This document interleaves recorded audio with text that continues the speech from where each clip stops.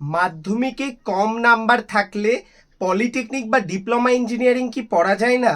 Polytechnic বা diploma engineering পড়তে গেলে মাধ্যমিকে এক্স্যাক্টলি কত নাম্বারের প্রয়োজন, এবং কম নাম্বার থাকা সত্ত্বেও তুমি যদি ডিপ্লোমা ইঞ্জিনিয়ারিং পড়ো তাহলে কি তোমার ভবিষ্যৎ খারাপ হয়ে যেতে পারে? তোমাদের সমস্ত স্টুডেন্ট এবং অভিভাবক, আপনারা যারা ভিডিওটি দেখছেন তাদের জন্য খুব গুরুত্বপূর্ণ এই ভিডিওটি। কারণ 2024-এ দাঁড়িয়ে আমার কাছে কিন্তু প্রচুর স্টুডেন্টদের এরকম ফোন আসছে যে স্যার আমি ডিপ্লোমা ইঞ্জিনিয়ারিং পড়তে চাইছি, কিন্তু আমার মাধ্যমিকে নাম্বার এই রয়েছে, আমি কি ডিপ্লোমা ইঞ্জিনিয়ারিং পড়তে পারবো? এবং অনেকে ফোন করে বলছে আমার 50% আছে, আমি কি কম্পিউটার সায়েন্স পড়তে পারবো? 25% আছে, আমি কি মেকানিক্যাল পড়তে পারবো? তোমাদের সমস্ত প্রশ্নের কনফিউশন কিন্তু আজকের এই ভিডিওতে ক্লিয়ার করব। তাই সমগ্র পলিটেকনিক স্টুডেন্টরা অবশ্যই ভিডিওটি লাইক করে চ্যানেলটিকে সাবস্ক্রাইব করে নাও, কারণ pro technical genius YouTube channel থেকে কিন্তু তোমরা ভবিষ্যতে প্রচুর এরকম আপডেট এবং ইনফরমেশন রিলেটেড ভিডিও পাবে। তো ভিউয়ার্স, বেশি দেরি করছি না, সরাসরি ভিডিওর টপিকে প্রবেশ করছি।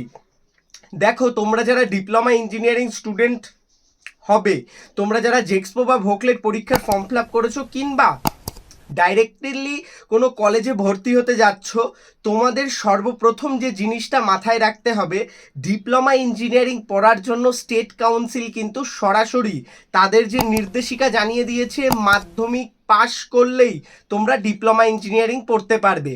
অর্থাৎ তোমাদের কোনো রকম এলিজিবিলিটি ক্রাইটেরিয়া নেই যে 25%, 35% বা 45% বা 50% তোমাদের নাম্বার লাগবে ডিপ্লোমা ইঞ্জিনিয়ারিং পড়ার জন্য।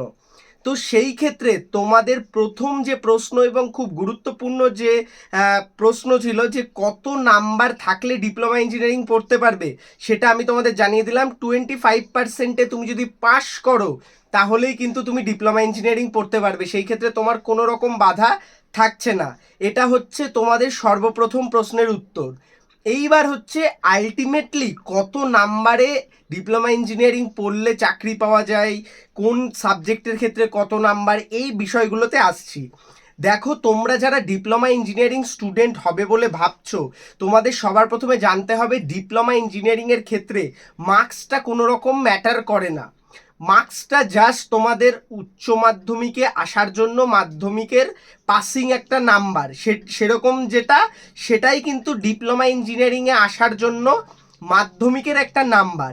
এইটা কিন্তু তোমার যে কোন সাবজেক্ট নিয়ে তুমি পড়তে চাইছো, ভবিষ্যৎ কি হবে, তুমি চাকরি পাবে কিনা, সেটা কিন্তু ডিসাইড করবে না।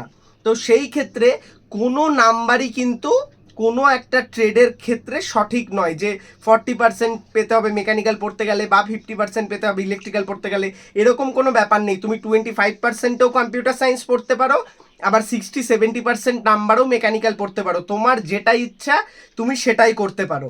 এইবার আসছি মোদ্দা কথা, যেটা ইন ফিউচার যে প্রবলেমগুলো হয়, যার কারণে এই প্রশ্নগুলো উঠে আসছে, সেটা আসল যে গোড়া বা এর যেটা মূল বিষয়, সেটা কিন্তু যে কোম্পানি, যখন তুমি প্রাইভেট কোম্পানিতে প্লেসমেন্টের জন্য যাবে, কিছু কোম্পানিজ রয়েছে, স্পেসিফাইড কিছু কোম্পানি, যারা কিন্তু তোমাকে মেনশন করে দেবে যে আমাদের কোম্পানিতে আসার জন্য তোমাকে মাধ্যমিক ডিপ্লোমা অল থ্রু 60% লাগবে, বা মাধ্যমিক থ্রু ডিপ্লোমা অল থ্রু 70% লাগবে।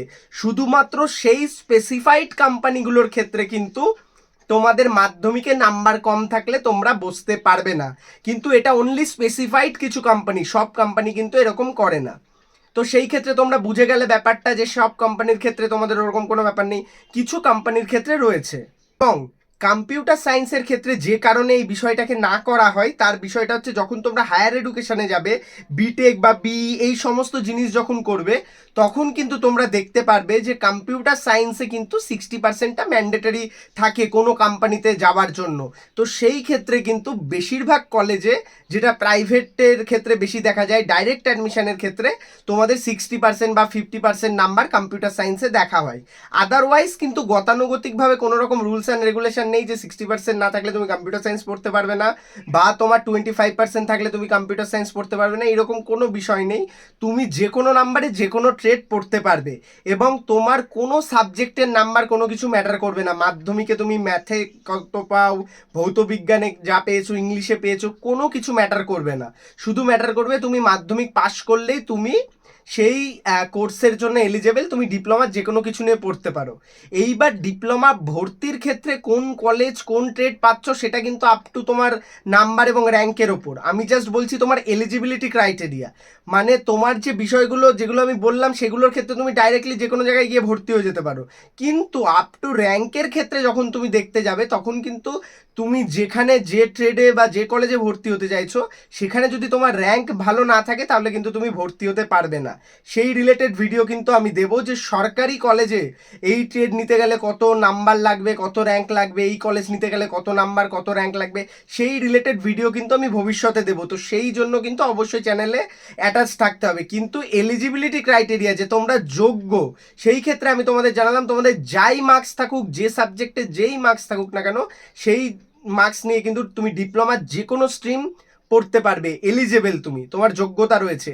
এইবার র্যাঙ্কের বেসিসে তোমাকে কিন্তু সরকারি কলেজে ঢুকতে হবে। আর একটা বিষয় আমি তোমাদের জানিয়ে দিচ্ছি, তোমাদের পরবর্তীতে আমি অনেক সিরিজ ওয়াইজ ভিডিও দেবো। আর একটা খুব গুরুত্বপূর্ণ আপডেট, তোমাদের পলিটেকনিকের সমস্ত ভিডিও, এছাড়া আমার সঙ্গে পার্সোনালি কথা বলতে আমাকে অবশ্যই ইনস্টাগ্রামে ফলো করে নিও, এছাড়া আমাদের হোয়াটসঅ্যাপ গ্রুপগুলোতে জয়েন করে নিও, সেখান থেকে তোমরা আপডেট পেয়ে যাবে। তোমাদের সমস্ত আপডেট এবং information pro technical genius always সবার আগে নিয়ে আসার চেষ্টা করে। ধন্যবাদ। ভিডিওটি লাইক করে বন্ধুদের মধ্যে শেয়ার করে দাও, চ্যানেলে প্রথম আসলে সাবস্ক্রাইব করে নাও, প্রো টেকনিক্যাল জিনিয়াস ইউটিউব চ্যানেলের সাথে থাকো, সকল ইনফরমেশন সবসময় সবার আগে পেতে থাকো। ধন্যবাদ।